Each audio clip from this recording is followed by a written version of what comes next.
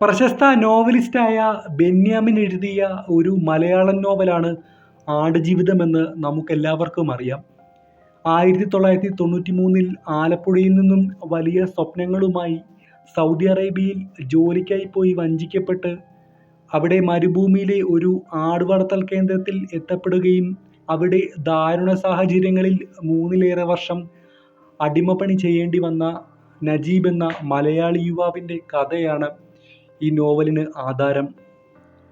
2008 August മാസം ആദ്യ പതിപ്പിറങ്ങിയ ആടുജീവിതം 2009 കേരള സാഹിത്യ അക്കാദമിയുടെ ഏറ്റവും നല്ല മലയാളം നോവലിനുള്ള അവാർഡിന് തിരഞ്ഞെടുക്കപ്പെട്ടു.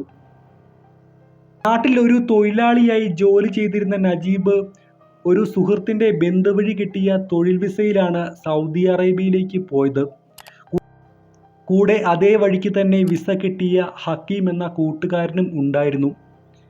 റിയാദിൽ വിമാനമിറങ്ങിയ അവർ വിമാനത്താവളത്തിൽ വെച്ച് അവരുടെ സ്പോൺസറെ അന്വേഷിച്ചു നടക്കുന്നതായി തോന്നിയ ഒരു അറബിയെ കണ്ടുമുട്ടുകയും സ്പോൺസറാണെന്ന് തെറ്റിദ്ധരിച്ച് അയാളുടെ കൂടെ പോകുകയും ചെയ്തു.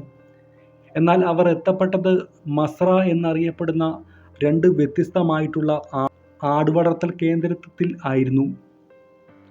പിന്നീടുള്ള സംഭവങ്ങളാണ് നോവലിന് ഇതിവൃത്തം.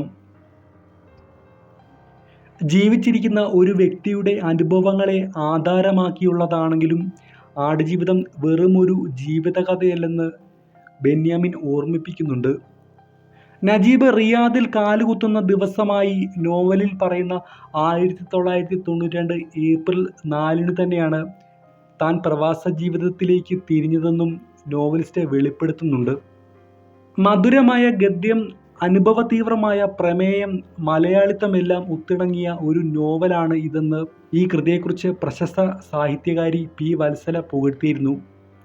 തന്നെ വിസ്മയിപ്പിച്ച ഒരു നോവലാണിതെന്ന് എം. മുകുന്ദനും അഭിപ്രായപ്പെടുകയുണ്ടായി.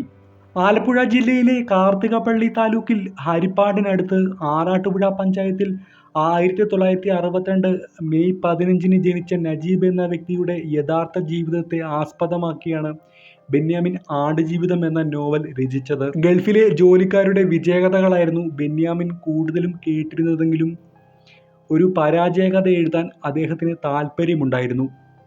അങ്ങനെ തൻ്റെ സുഹൃത്തായ സുനിൽ പറഞ്ഞ് നജീബിൻ്റെ കഥ കേട്ടപ്പോൾ ലോകത്തോട് പറയാൻ താൻ കാത്തിരുന്ന കഥ ഇതായിരുന്നുവെന്നും എനിക്ക് ഈ കഥ പറഞ്ഞേ മതിയാകൂ എന്നും തോന്നി എന്നാണ് ബെന്യാമിൻ അഭിപ്രായപ്പെട്ടത്. ബെന്യാമിൻ നജീബിനെ പിന്നീട് ബഹ്റൈനിൽ വെച്ച് കണ്ടുമുട്ടുക പോലുമുണ്ടായി. മണിക്കൂറുകളോളം നജീബുമായി സംസാരിച്ചാണ് ബെന്യാമിൻ കഥ മെനഞ്ഞത്. നജീബിൻ്റെ ജീവചരിത്രം തേച്ചുമിനുക്കുകയോ മധുരമുള്ളതാക്കുകയോ ചെയ്യേണ്ടതുണ്ടെന്ന് തനിക്ക് തോന്നിയില്ല എന്നാണ് ബെന്യാമിൻ അന്ന് അഭിപ്രായപ്പെട്ടത്. ആടുജീവിതം എന്ന നോവലിൻ്റെ ആദ്യ കോപ്പി ഏറ്റുവാങ്ങിയതും അതിലെ പ്രധാന കഥാപാത്രമായ നജീബാണ്. 2008 ബഹ്റൈനിൽ വെച്ച് കവി കുഴൂർ വിൽസൺ പുസ്തകത്തിൻ്റെ ആദ്യ കോപ്പി നജീബിന് നൽകി പ്രകാശനം നിർവഹിച്ചു. തമിഴ്, ഹിന്ദി എന്നീ ഭാഷകൾക്ക് പുറമെ ഇംഗ്ലീഷ്, അറബി എന്നീ ഭാഷകളിലേക്കും ആടുജീവിതം വിവർത്തനം ചെയ്യപ്പെട്ടു.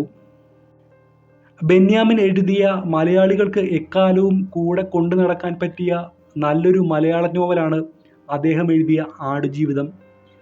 ഗൾഫ് പ്രവാസത്തിൻ്റെ നമ്മൾ കാണാത്ത മറ്റൊരു മുഖം പരിചയപ്പെടുത്തുന്ന ഒരു നോവലായതുകൊണ്ട് എല്ലാവരും, പ്രത്യേകിച്ച് പ്രവാസികളായ ഓരോരുത്തരും ഒരിക്കലെങ്കിലും വായിച്ചിരിക്കേണ്ട ഒരു ഗ്രന്ഥം തന്നെയാണ് ഇതെന്ന് നിസ്സംശയം പറയാം.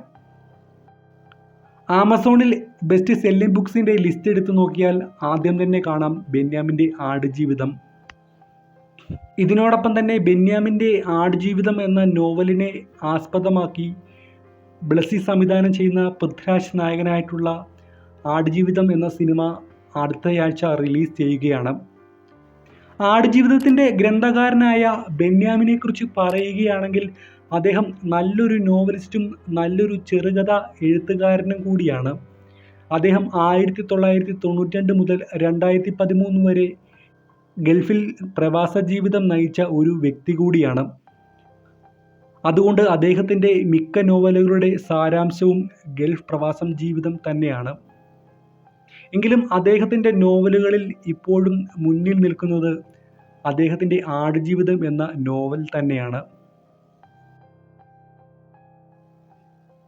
ആടുജീവിതം എന്ന നോവലിനെ പറ്റിയുള്ള നിങ്ങളുടെ അഭിപ്രായം എന്താണ്? ഒരു കമൻറ്റായി രേഖപ്പെടുത്തുമല്ലോ. ഈ വീഡിയോ ഇഷ്ടമായെങ്കിൽ ഈ ചാനൽ സബ്സ്ക്രൈബ് ചെയ്ത് സപ്പോർട്ട് ചെയ്യുമല്ലോ. ഈ വീഡിയോ നിങ്ങളുടെ കൂട്ടുകാരിലേക്ക് ഷെയർ ചെയ്യുമല്ലോ. അടുത്ത തവണ മറ്റൊരു കണ്ടൻറ്റുമായി അടുത്ത വീഡിയോയിൽ കാണുന്നവരെ ഗുഡ് ബൈ.